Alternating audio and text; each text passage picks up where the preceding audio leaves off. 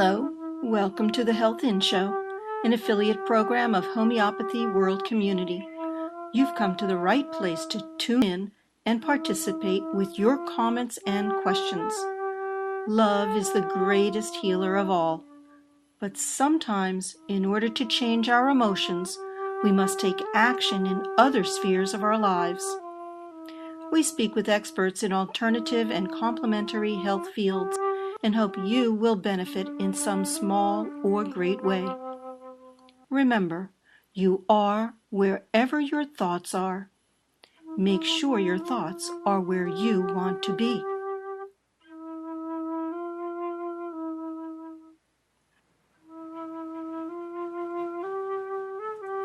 Hello, everyone. You have arrived at the Health In Show, an affiliate program of Homeopathy World Community. We will be speaking with Michelle Shine from London today. And Dr. Deepak Sharma is on the line with us, although I'm not sure he's able to vocalize his thoughts, but he will be on the chat as well. So go ahead and get on the chat with us. I'm going to open today's show in memorial for Alice Hertz Sommer. And she was believed to be the oldest Holocaust survivor. She died yesterday at the age of 110. And I feel as if, along with this book, there are certain people in the world who are inspirational, giving us the strength to go on. Sometimes we have ups and downs in our lives, and in those days and moments when we're not feeling so great and about the world, about situations, there are these people who just go on with a smile and find a way to say just the right thing. She said, hatred eats the soul of the hater, not the hated. She also said, I felt that this is the only thing which helps me to have hope, a sort of religion. Actually, music is God. And she said that because up until probably the last day of her life, she was playing piano, and music kept her alive. And everybody could see the joy that emanated from this woman. So, in fact, her own children said they thought that she would never die. So keep hope alive. And we're going to have an incredible talk today with Michelle about her book, Mesmerized. Okay, so anybody who's on the chat, we're going to have just say hello to Michelle. She's with us there. And hi. We're so fortunate to have you with us. And we're going to begin with the first slide. That she is the author of Mesmerized, and in one of the quotes, she quotes Dr. Samuel Hahnemann from the Organon of Medicine. The physician's high and only mission is to heal the sick, as it is termed.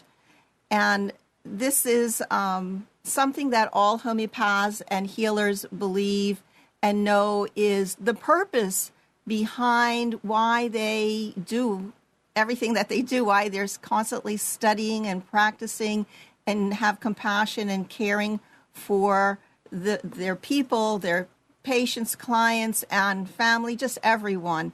It's the raison d'etre, you can help me with the French, behind everything. So, and the next slide just tells you guys, if you're out there, if you're listening, if you want to send some praise because you've read her book, you want to send us comments or questions, just sign on the chat or call in to Skype Computers 2K Voice, and we will hear you. Okay. The background on Michelle is that she does live in London, England. For 20 years, she ran a successful homeopathic practice. She's the author of What About the Potency?, a homeopathic textbook, now in its third edition, and also The Subtle Art of Healing, a novella, which was longlisted for the Cinnamon Press Novella Award in 2007. Her short stories have appeared in Gray Sparrow, Liars League, Epiphany, and several collections. She has an MA in creative writing from Birkbeck University. Okay, now let's hear from Michelle. Give us a little bit of background about you and maybe even how you started with homeopathy. Okay. Well, it was many years ago, actually, about 20 years ago, something like that. My eldest son, was very sick. He had many different diagnoses and lots of pathology. And every time we went to the doctor, they upped the dose of whatever he was on, and he became sicker and sicker and sicker. And I realized that I was going to have to do something else. Otherwise, he wasn't going to survive. So I would have taken him to a witch doctor at that point. But I fell into the hands of a homeopath. And within about 5 minutes, I realized that this was something really interesting because no one ever spoke to him. Only the homeopath actually spoke to Matthew. All the other doctors weighed him, put a stethoscope on his chest, or did all sorts of examinations and spoke to me. But no one actually said to him, how does it feel? What are you going through? What's going on for you? And it felt right, and I stayed with it. Even though in the beginning there wasn't much improvement, I stayed with it. And within about 6 months, maybe 9 months, he was off all medication and he was asymptomatic from all the things that he'd been diagnosed with. And I just became really interested in the subject, started to study it at home, read books and things, and eventually signed myself up at the College of Homeopathy in Regent's Park. And I knew I was going to go into practice. I knew it was my calling at that time, and that's what I did. And it sounds like from that experience, you really had a lot of patience, and people have to realize Yes. with homeopathy, if you say it's over the course of 6, 9, 12 months to reach some point of stability in your health, that you can't always expect something overnight. That's correct. That's correct. I think a lot of people may have given up. A lot of patients do tend to want an instant recovery, and yet when the pathology is very deep and there's lots of stuff going on, the body can't heal itself that quickly, and sometimes things begin to happen, but you're not aware of them. You're not aware of those internal changes until they really become obvious and manifest, and that can be months later. So a lot of patients leave the therapy too early, I think. And your wisdom and experience with homeopathy and your own philosophy, which we had a little conversation about previous to the show, is intertwined in the story, is it? Well, I think that Dr. Gachet, as I portrayed him, is an exemplary homeopath. I suppose you could say he's the homeopath that I would have liked to have been.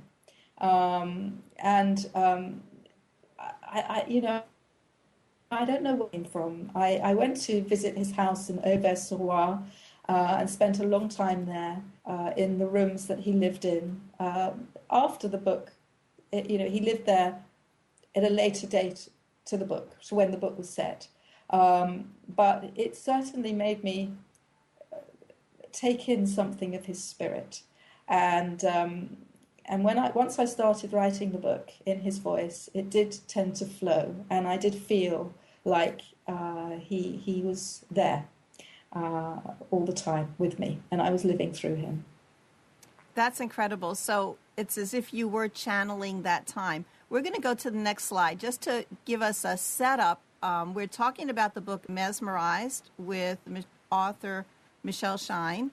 And it says, the year is 1863 in Paris, France, is imbued with the spirit of revolution. And that's how I feel we are today in the world. A group of rogue painters, later to become known as the Impressionists, revolt against the ideals of the art establishment. One of them, Dr. Paul Gachet, is also inspired to update the world of medicine with homeopathy. So you have these two themes or threads running through the novel. And Yes. tell us more about the setting, because it sounds like obviously you did an incredible amount of research. You went to the locations, you spoke to individuals. What did you do? I did that. um, I read a lot. I read a lot of books on Edouard Manet.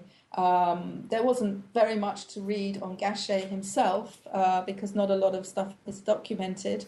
But I read about and I watched programs on. There was a whole program on Déjeuner sur l'herbe, which features highly in the book and is on the cover of the book. And I just kind of immersed myself in anything that I could find that was about those people and at that time.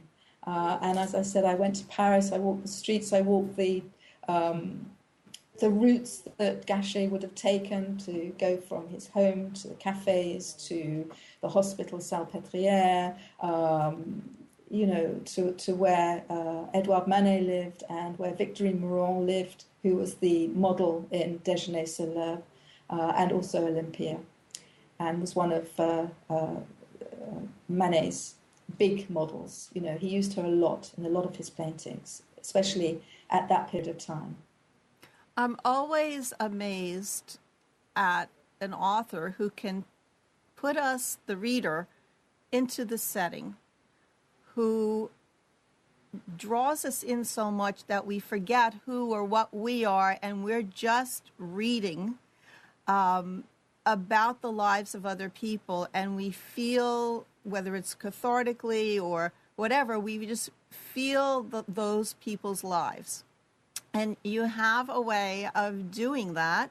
I don't know how that is for you when you said you're channeling Dr. Gachet's life, or how did you connect with it so closely?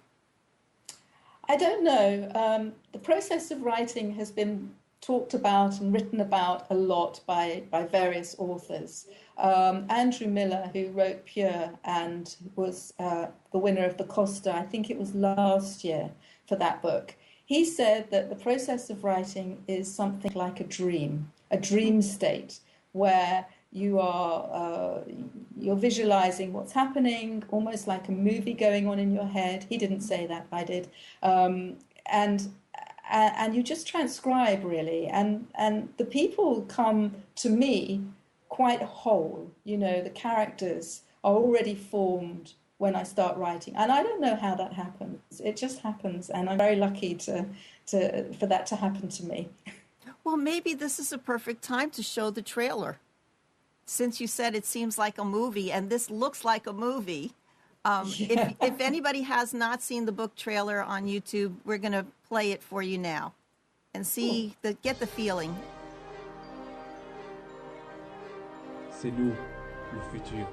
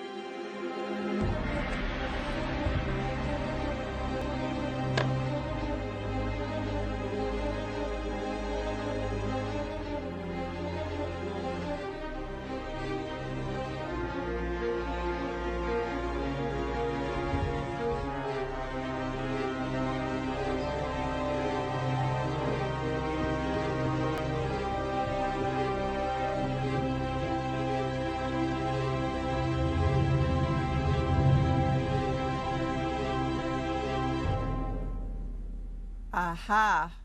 Now, Who wouldn't be mesmerized by that, right? And, as I was watching that trailer again, I was thinking of the red violin.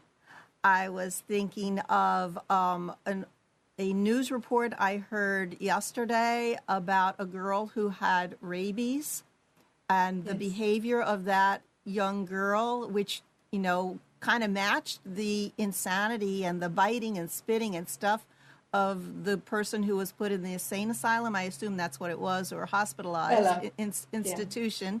And, there's so much drama. And, you could think about Frankenstein, this person doing the test tubes. I mean, there's so much drama going on in this book. And to keep up with it all is really a big thing. That's why you just keep reading until you put the book down finally at the end. It's a big compliment. Thank you. Yeah, and let's just show the next slide. For those folks who have not gotten the book yet, you can get it on Amazon, and there is also a blog that Michelle has there at onewriter2blogspot.co.uk, and she's on Twitter, but you can go to Amazon and just search in for Mesmerize by Michelle Shine. It's very reasonably priced, and I didn't actually get the hard copy. I got the cloud reader version, and you can carry it with you wherever you are. It's really lovely. So tell us more. Go on. I was going to... Shall you speak or shall I? Please, you do. I was just going to say that there was something quite magical about this book. One of the things I wanted to say was I started to write the book before I visited certain places, before I went to the hospital, La Salpêtrière, for example, and some other places. And when I went to Paris to go and see them, I was fully expecting to rewrite those pieces of the book because I hadn't actually seen the places, and I thought that my thoughts would change, and I wanted to be as authentic as I possibly could make it. But when I went there, things were more or less what I imagined them to be, which I thought was a kind of magic. Mm-hmm. The other kind of magic that happened was when I wanted to make the trailer, I put an advert into all the film schools in London saying that I wanted to make this trailer. And I wanted a student to take up the baton and help me to do it. And Theodora wrote back to me, and I instantly knew that it was going to be a great trailer. And I went with her, and I wasn't wrong. You were not wrong. I don't believe I wasn't wrong. It really gives you the atmosphere, Yes. The time, the period, the setting there. And it's just amazing that you can take us to that place. So what do you have anything else you want to tell us right now about the book, about the characters? The characters came with me for the 6 months that I wrote the first draft. Whatever I was doing, it was a very sad time for me. I just lost my husband when I wrote the book. And it was my writing group who cajoled me into starting the project, which was a lifesaver because I threw myself into it, and it was a world that it was so much more interesting and joyful than my own at that particular time. So they came with me everywhere. And last year, there was an exhibition at the Royal Academy of Edouard Manet's work. And of course, I had to go along and see it.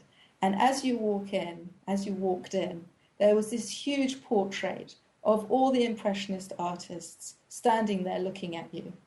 And as I walked in, I cried because it was like they were welcoming me in, I mean, I know it wasn't personal for me. Everyone else was walking in, but it was very special to me because even though I'd never met them in real life, etc., they were very much before my time.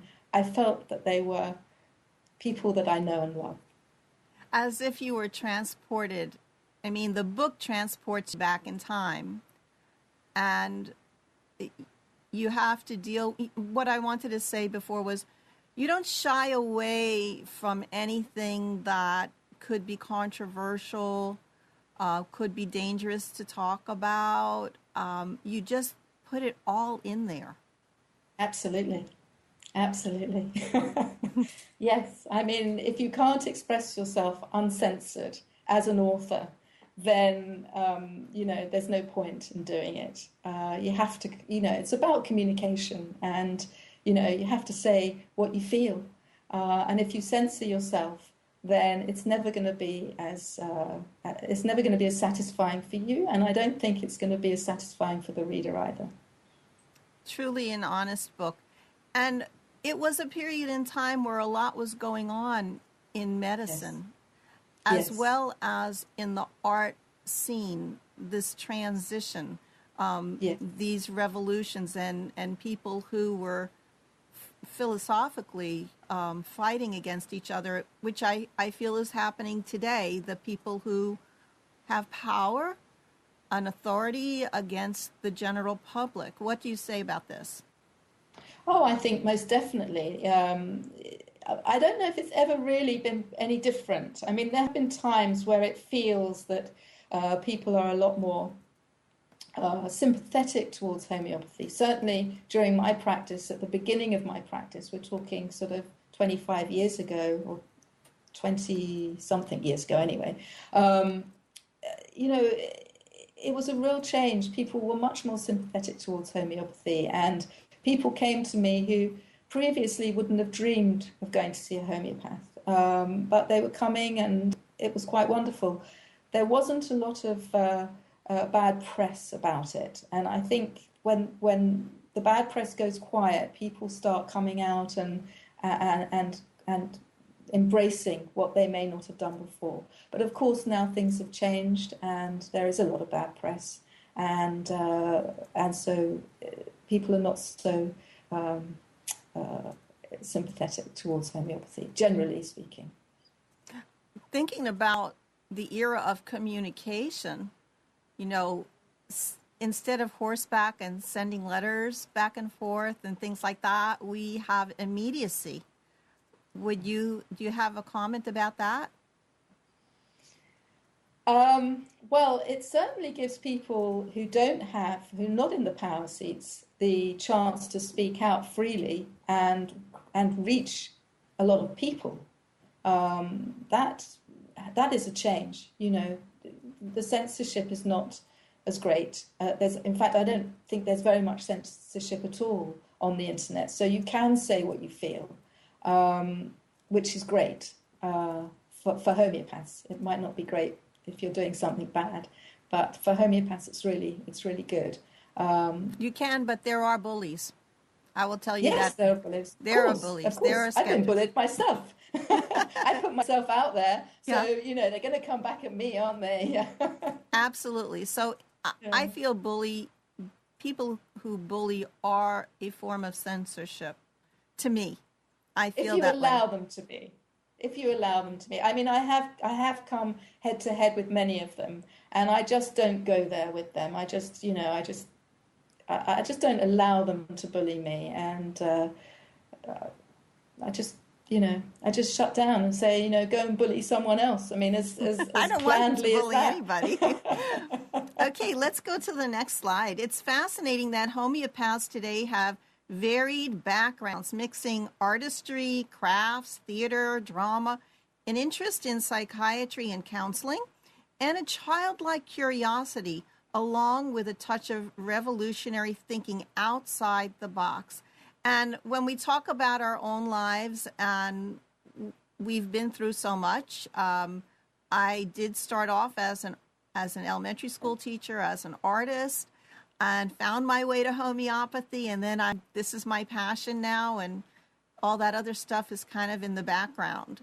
And no matter who you speak to, I think that they have similar stories. How does that work for you and in the book?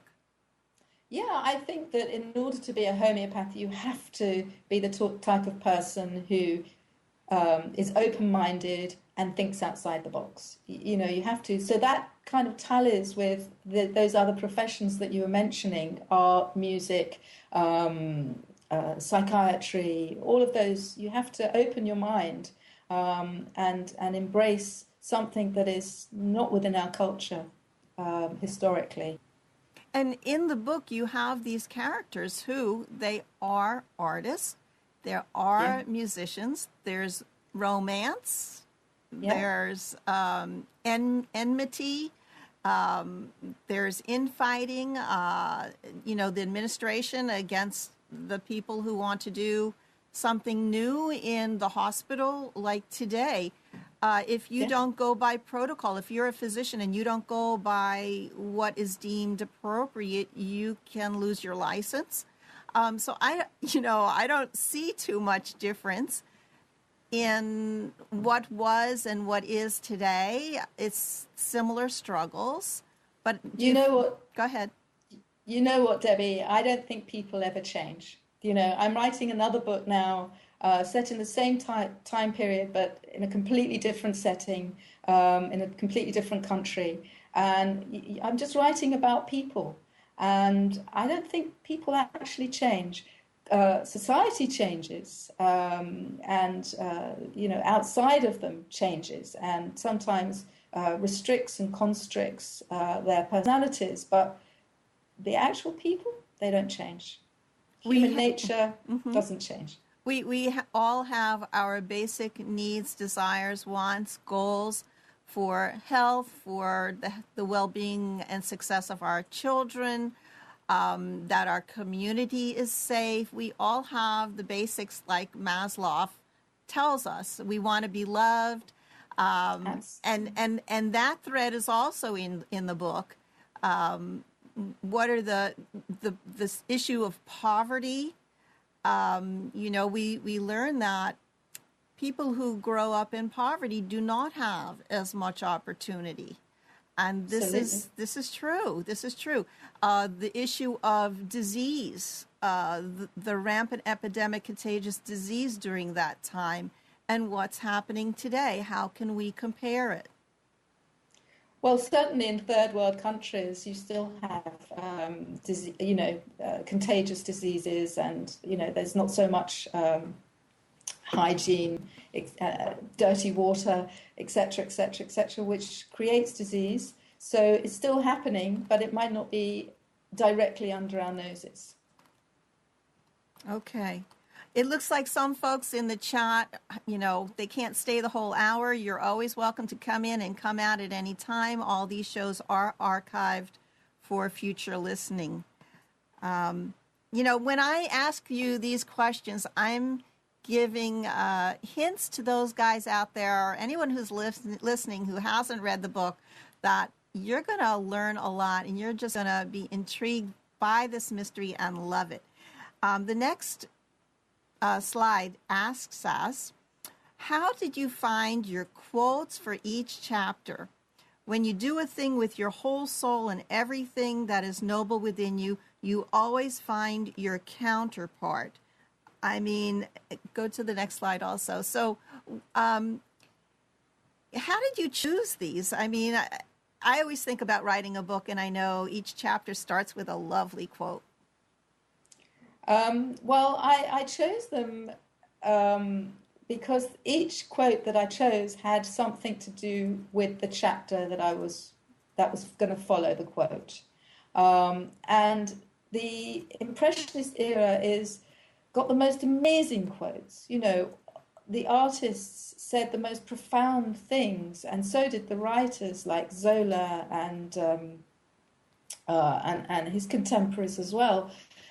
And they were just there for the picking, really, and also, from our own literature, Bonninghausen, and who also is in the book, and, wonderful, and Samuel Hahnemann, of course. Wonderful. So we have authentic characters in the book, people who really lived. It's not totally fiction, and people who were working in this era of homeopathy and the Impressionists. So I had a little quote that was from the book. I thought I picked it up. It's from the beginning of the book. Hello, I'm Dr. Paul Gachet from Lily. Blanche Elizabeth Gachet. I'm a musician, she said. We agreed that I would call at her house on Saturday at 11. We'd go for a walk. And will this suit your parents, I asked. Dr. Gachet, if I had parents, I doubt I would be here now. Both my parents died in the cholera epidemic. I live in their house alone. And you play an instrument? I play the violin, self-taught for a living.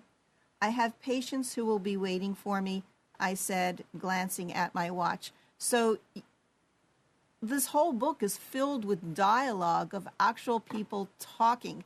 And that's another incredible talent that you have to make up conversations that sound like they're real. Yeah, I don't really feel like I'm making them up. That's the strange thing. I just feel like I'm transcribing something that's happening on some other level, obviously, dimension. But it doesn't feel to me like it's not real. It feels like they're real and everything is real. And of course, it's completely fiction. I know that.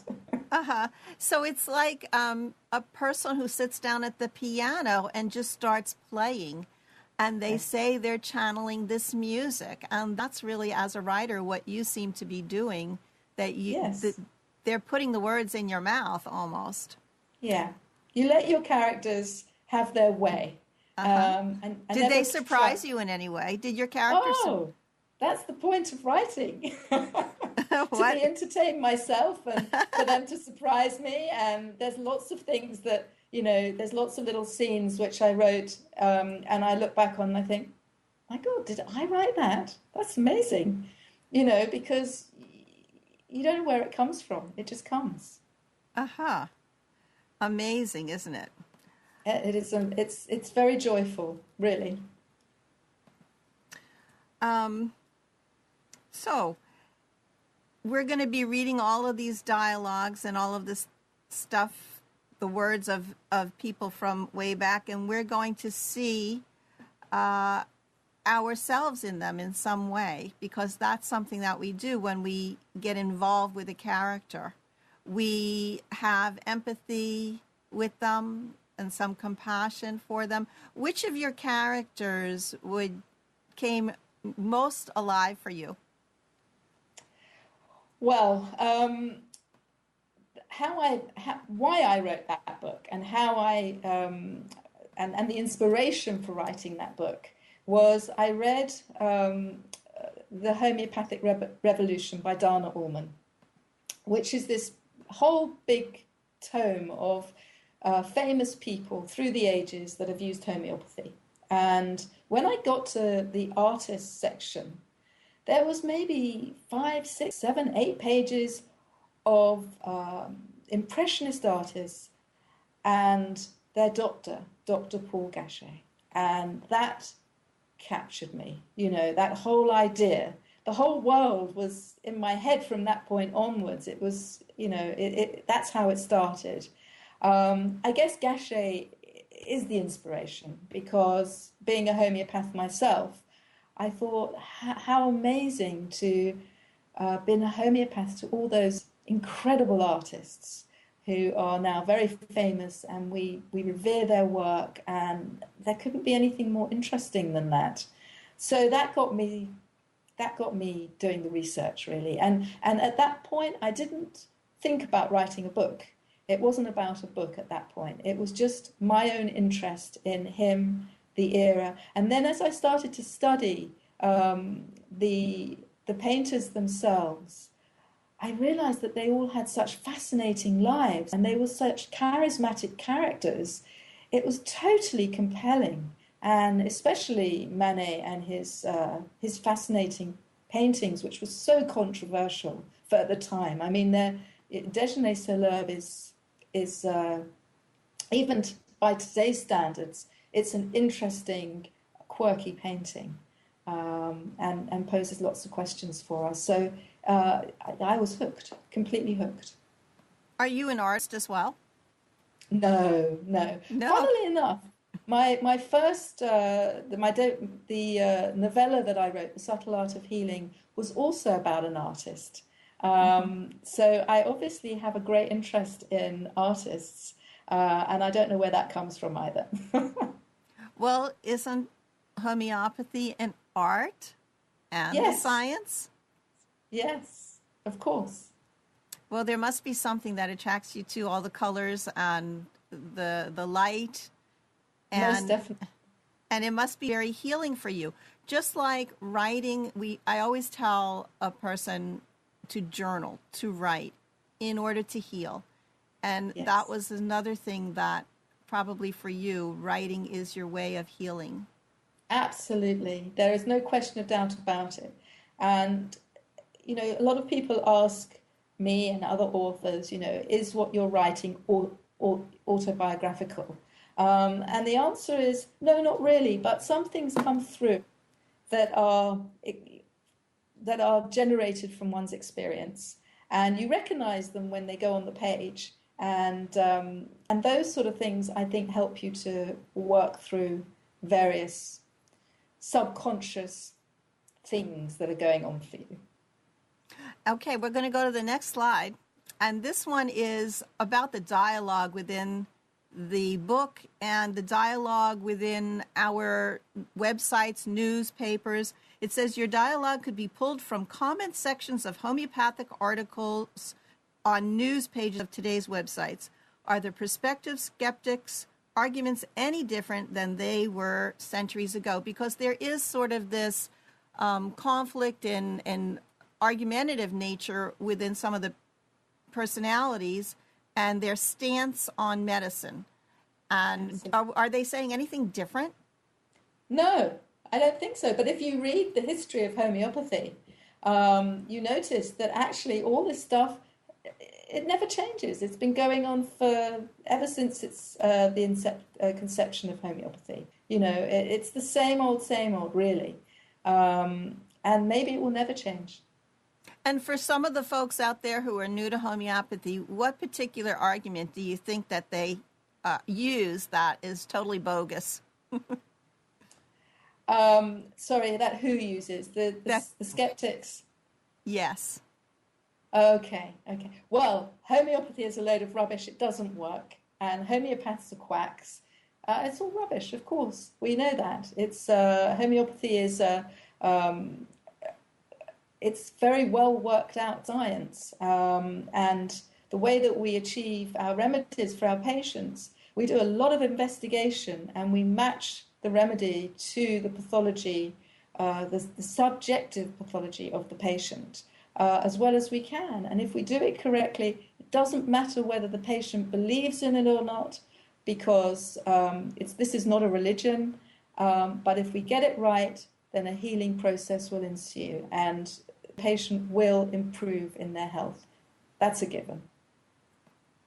Let's see. Dr. Deepak Sharma in the chat says, as I know, many of them are not working for money. They all are fighting to save homeopathy.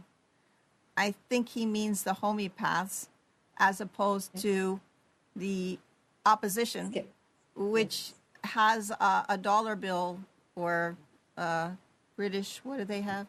Euro or whatever they have, sterling behind them. And that is also spoken about, I think, in the book. Holding on rigidly to a position when the proof is right there in front of you, the proof of the healing of the patient.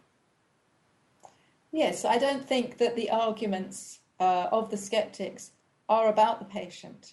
It's more a political stance that their own social standing will be affected if they embrace homeopathy, and they don't want it to be true, because if it's true, it takes something away from them, And if it is true, a lot of their practice must be questioned.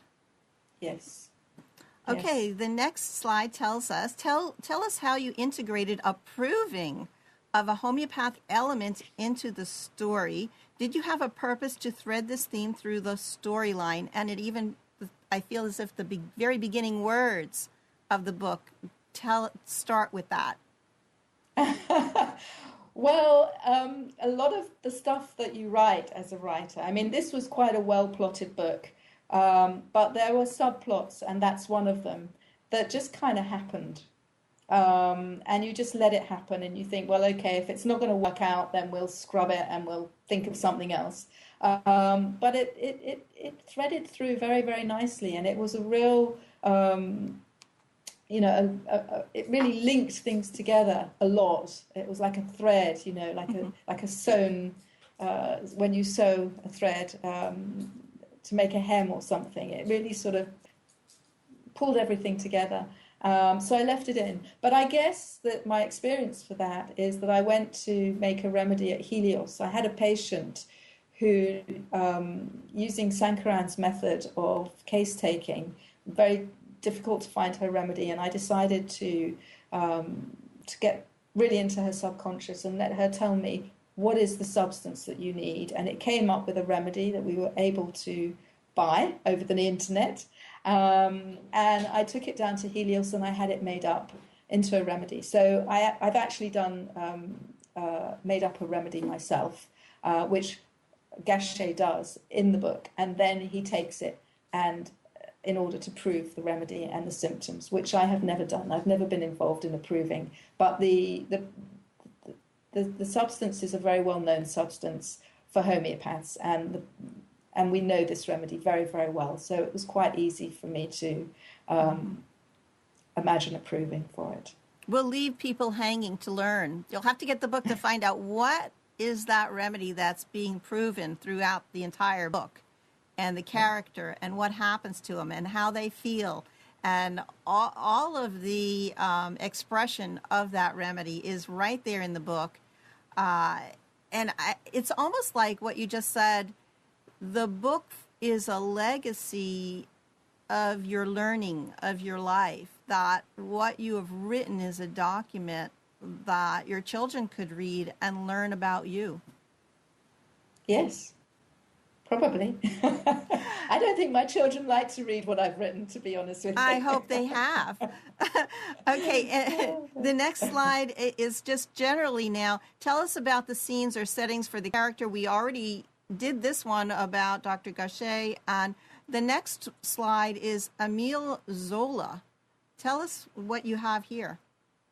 Okay, well, part of my research was reading Zola, because his work, his novels are all set in France, most of them in Paris, during that era, and he was there, so he could actually depict stuff as he saw it, almost like a painter painting like the Impressionist paintings, painting what they saw, and he was writing like that.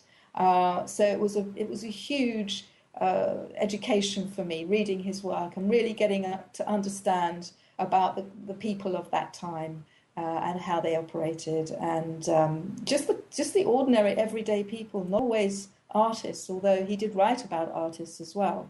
At least mentioned them, I think, in every book. But his work was very, very important to the making of Mesmerize. I would say that your pen is your paintbrush. That's what I would say. Okay, the next one is Portrait of Dr. Gachet by Van Gogh. So these are living people? They were living people? Yes, absolutely. I didn't pronounce Van Gogh? No, you did. No, Van Gogh is good. Oh, okay. I wasn't sure. Okay. Yeah, no, you were right. Well, this painting was painted a long time after the book was set, and actually the book is going to be a trilogy, I hope. The second book, I've written about 3,000 words of it so far, so I've got a long way to go.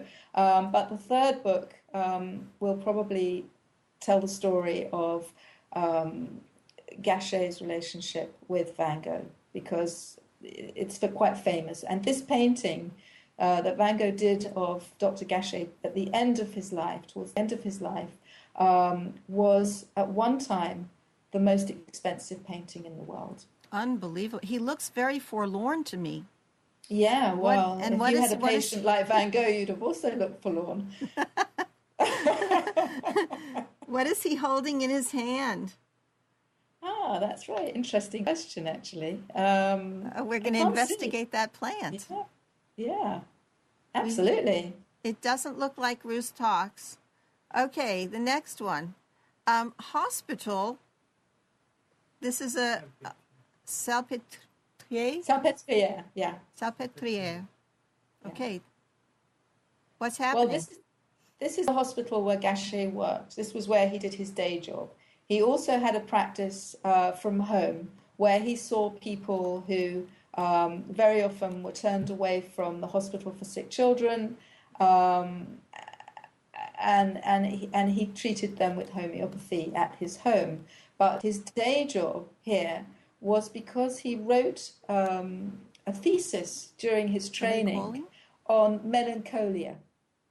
And so this particular hospital was a hospital, or we would call it today a psychiatric hospital, but it was called a hospital of nervous disorders in those days. And it was run by a man called Charcot, Dr. Charcot. And he was quite an interesting guy himself. He didn't always have conventional ways of dealing with things. He got very into hypnotism and mesmerism, they called it in those days, and used to give these demonstrations to his students of hypnotherapy. And one of his students, again, not at the time of the book, but later on in his career, was Sigmund Freud. So, by the way, Dr. Bob in the chat has told us that plant is the lily of the valley. So, Thank you. yeah, it's a monocot. I can see that. And it's got the little bells on it. Let's see. So, the next slide we have is Dr. Charcot hypnotherapy session. And maybe this has to do with mesmerized. Yes, yes. Well, of course, the word mesmerized is used a lot in the book because of Dr. Charcot and his hypnotherapy sessions, and it was very new, and Gachet sort of took up the word, and it, people used that word. It was a nouveau word, like we would use certain words today that have just come out. And does it relate somehow to our mysterious proving? I think the word mesmerize relates a lot to a lot of the things that happen in the book. Certainly, if I can go back to the main painting, Déjeuner sur l'herbe, with Victorine sitting there on the grass naked with two clothed men, and she's looking out at the onlooker, the person who looks at the painting. I think that's very mesmerizing, personally. So there's lots of things that are mesmerizing. But yes, I think the proving is quite mesmerizing, especially when he's making the remedy. That's it. Here's the painting, or a piece of the painting. Yes. So this is mesmerizing, and it's quite unusual. Well, it must have been very startling to the people of that time, right? They were horrified by it. They were used to seeing models naked. They were used to seeing nakedness in paintings, but only if they were set in a fantasy setting that had absolutely nothing to do with the reality. So, with satyrs and nymphs and angels and, little cherubs with wings and everything, and you could have a naked woman in that setting because it had nothing to do with real life. But you take a naked woman and you put her into a contemporary setting, and they were horrified, because it meant to them something very seedy, prostitution, and they were very modest in those days. It's the Victorian era. They were very modest. I see. Yeah. And yet all of that stuff was going on with venereal diseases. Of course. I mean, everything that was seedy was sort of under the carpet. Not really, but it wasn't brought out and it wasn't talked about in salons and, you know. And you take us to all the places in the book. Yes. Um, Yes. Okay, the next page is just a beautiful. Is it a photograph or a paint? It's a painting, is it not? It's a photograph Oh. of Dr. Gachet. Yeah. Okay, Photography was only just starting to come about in those days, so these are very early photographs. so we can get an idea of his personality by looking at his picture. And Absolutely. the next one is Cholera Scene by Dr. Paul Gachet, because he was an artist as well as a He was homeopath. an artist, and this painting hangs in the Musée d'Orsay. So he wasn't just an artist; he was a little bit celebrated, not as much as his friends, but you know, he had some standing. He had to split his time, Yes, like we yes. all do. Okay, Yes, the next one, absolutely. Edward Monet, Ah, yes. a very regal Well, figure. yes. Well, he was very charismatic, Manet, and he had a very unusual private life, which didn't always tally with his public life, and all of that really interested me. And there was a bit of a mystery surrounding him, which I also touch upon in the book. Yes. And the next one, Olympia. Yes, this was painted the same year, 1863, after Déjeuner sur l'herbe. Equally shocking, some might say. I mean, she's definitely a prostitute in this. I think this maid is bringing her flowers from one of her clients.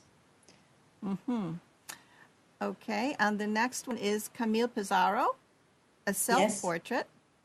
Yes. And He was a he friend looks of- like Dr. Will Taylor, I think. That's the one that they say. If anybody knows, that's my teacher right now.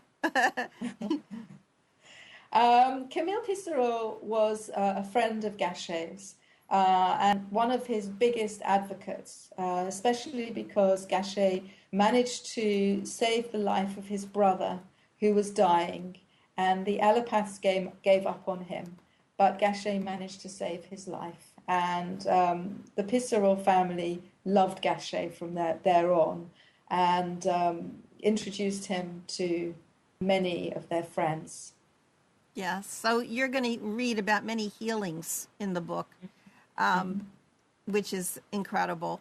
The next one, Café, concert by Manet. And what is this showing us?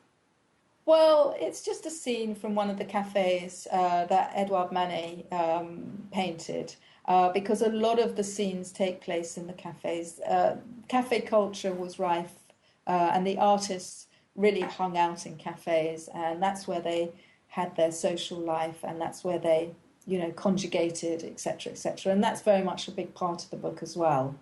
And the Gerbois was one of the big ones. The Café de Bard was another one. There were a few where they hung out. But they used to have concerts in these cafes where people would get up and sing, or they would get up and play an instrument, etc.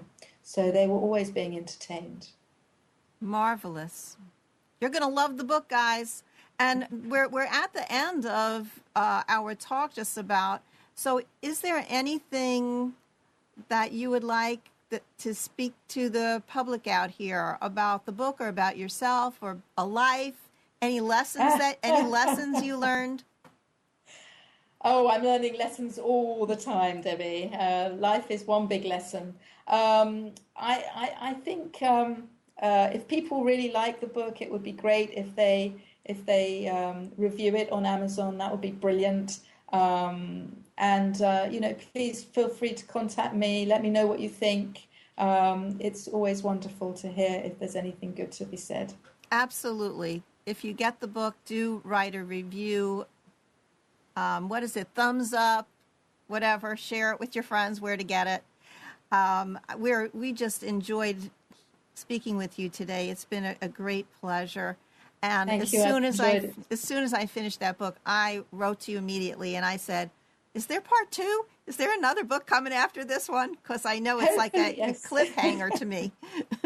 Great. Well, hopefully, yes, I hope to fulfill that need. Okay, and now I'm just going to do like a little house cleaning about this show.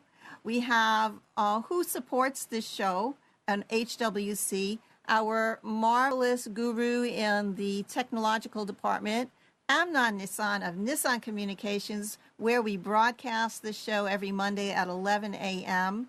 SunshineSciences.com. You will be able to get full spectrum lighting for a brighter view of your day indoors, and put in the code HEALTH, a coupon HEALTH, and you'll get 10% off. The Pamper Me Network is brand new with Homeopathy World Community, and they're helping with press releases and getting all of our news and information out into the airwaves and to all of the broadcast networks. So there's an opportunity for you to join that as well. Complete Dynamics is the computer program that I use for doing my research, for studying the materia medica, for doing repertory analysis. And there is a free trial. If you don't have it, you can try it out and see if you like it. There are plenty of also Narayana books that are listed on Homeopathy World Community. And when you go there, Homeopathy World Community will get a small commission to help pay for our network. We also are involved with the Gluten Summit. This is all about good nutrition, healthcare, diet, lifestyle. That is really important in today's world where we have a high amount of allergies and gut issues, digestive issues. Our grains are not what they used to be. Lastly, on the next slide, we have Wednesday, February 26th of this week at 6 p.m., the Blog Talk Radio Show. I have prepared a lovely PowerPoint. I'm going to be talking about wound healing. And that broadcasts both on freedomizerradio.com and Homeopathy World Community Blog Talk Radio. On Thursday, I'm going to be doing a repeat, and this is really the reason I prepared the show on wound healing for Joey Aguilino. He has his own Blog Talk Radio show and talks about a specific type of disease that these people have chronic pain. They live their life with pain, and a lot of times pain begins with an initial wound, and that's why I created this show. The last slide is thank you so much to Michelle, Amnon, to all of our viewers. Thanks so much to Gabrielle, Carlos, Kavitha, Majalali, Suziani is out there, Dr. Bob, Kathy, and of course Dr. Deepak Sharma of the Orbits Clinic. Next Monday on March 3rd, Dr. Dinesh Swan on case witnessing, and he is phenomenal pediatrician, and he really teaches you how to observe. And that's probably something that you did, Michelle, when you created your proving for the person who had trouble finding a good remedy. On March 10th, another author, Jackie Criven Sinnott, the author of Rhymes for Remedies. Awesome, fun book, very colorful, basic for new homeopaths and just fun for traditional homeopaths. This presentation, courtesy of the Health in Homeopathy World Community, on nissancommunications.com. We have come to the end of our show, finishing on the dot. And thank you very much for having me on the show, Debbie. Thank you for being with us. Lots and lots of love. As you know, we begin the show. Love is the greatest healer of all. And that's what we need to put out, that positive energy. So we'll see you next time. Bye-bye. Okay.